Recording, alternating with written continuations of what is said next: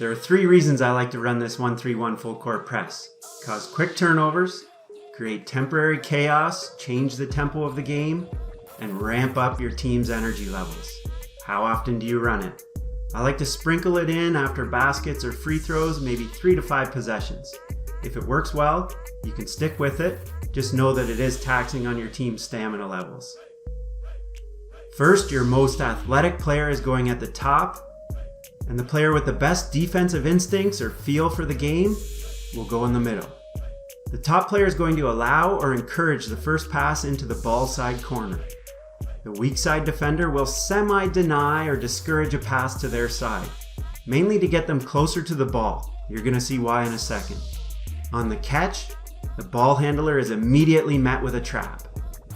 There are 3 rules for the defenders in the trap. Ball pressure is an absolute must. Be up on the ball handler, active hands, shadow the ball, but do not reach. We don't need a steal. Nothing worse than bailing out the offense with a silly foul. Contain the ball handler, no sideline dribbles, no dribbles up the middle. The back player denies the sideline pass, also an extremely important role. The easiest pass that most players will make when they see a double team coming at them is back to the inbounder.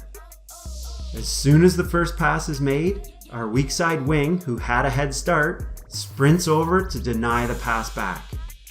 This is an absolute must. The middle defender becomes a safety and takes away any middle flasher, whether it's from the weak side wing, the deepest player, or even if it's the inbounder.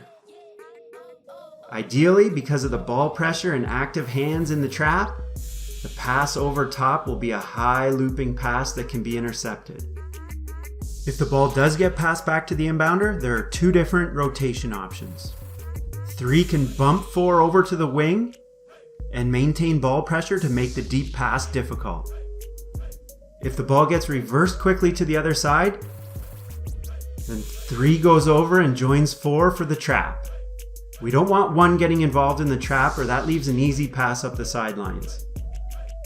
The second rotation option is to have 3 sprint across to the wing without bumping, and 4 goes to trap as well.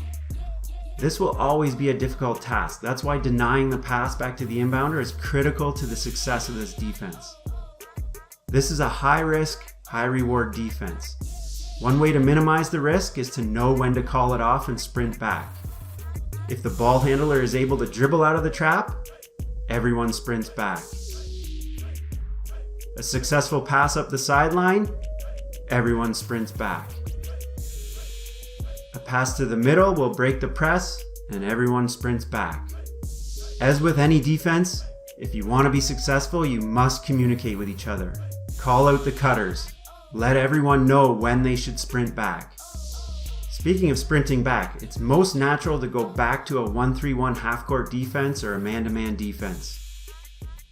Your team will like this man-to-man defense that forces the ball to the baseline. It will improve your team defense and get your players all on the same page.